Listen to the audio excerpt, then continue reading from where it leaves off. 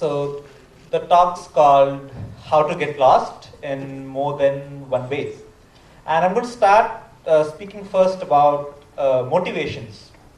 What are the motivations that drive some of us to do anything at all, to wake up in the morning, get out of the bed and do anything?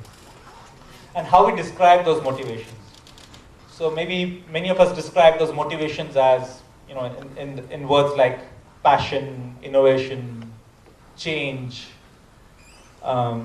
discovery, whatever. And what does that mean? So and if you step back from there, if you try and remember the time when maybe you were doing things without needing to know why you were doing them. Doing things because you were just doing them and there was no need to articulate the motivation with some meta narrative like change or seeking meaning or something like that. Then what do we come up with?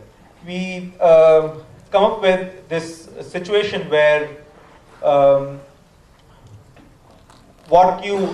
reasons that you externalize about the story that you weave around what you do doesn't become more important than the poetic nature of what you're actually doing. And that becomes important for me because words and languages and vocabularies are like ships. They're directional bodies. And sometimes it's more interesting to just experience what happens than to even try and appreciate the buzzwords around it. And that's the first step in getting lost. The first step to try and get lost is to not seem to know and not fake a knowledge of knowing where you're going. And that starts from not contextualizing what you do and what you know in some kind of directional vehicle. So, you try and get lost. And you don't get onto that ship, you don't get onto that bus which seems to say that you're trying to get somewhere. And what happens first? What happens first is your desires get blurred. Your sense of direction gets smudged. And in each moment, if you're walking, if you're experiencing, you're trying to sing, in each moment you tend to be alive to the instinct of where you could possibly go, which road you could possibly take, without needing to lean back on the meta-narrative that you've spun around yourself. And I'm looking at that lostness, that zone of being powerless, being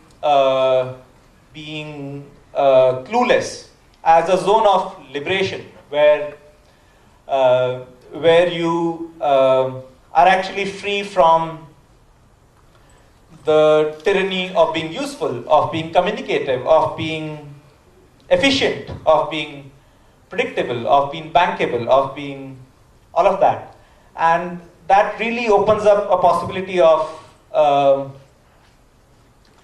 getting on with doing what you feel like doing. Because if you're trying to be any of those things, then you're too busy role playing, and you're actually never getting around to doing what you want to do. So maybe don't reply to emails, don't pick up your phone calls, don't call back people, don't keep up with commitments. And maybe that's an idea, that's a way for getting lost faster than any bus with a driver who doesn't know where you want to go. So as a designer, I've been working on products which give shape to these ideas.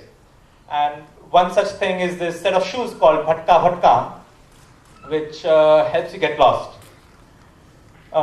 It helps you get lost spatially. So basically it helps you discover new and unknown parts of the city, which at least for some time take away help you experience something which is not the blindness of familiarity and comfortable zones.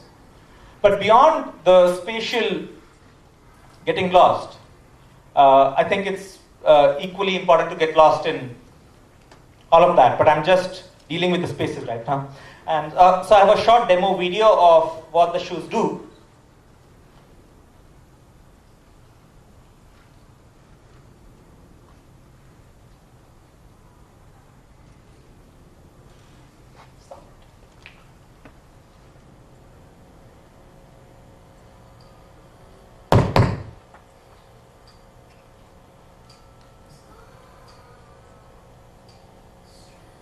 That's okay. It has sound, but it doesn't seem to be working. That's fine.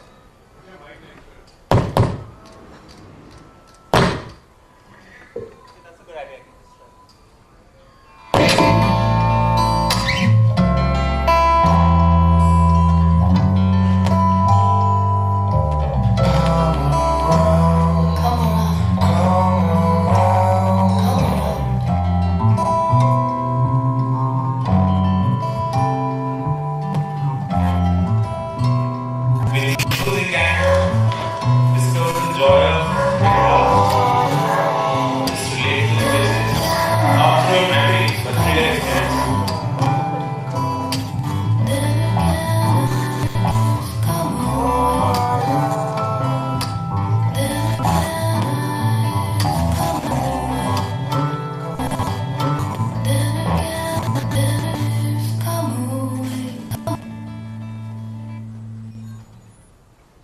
These shoes have a small microcontroller which has GPS and a bit of code, one LED and a vibrator. So it is aware of the location that you're aware with, and through the LED and vibrator guides you towards the vibrator guide might not be familiar with, but helps you get lost.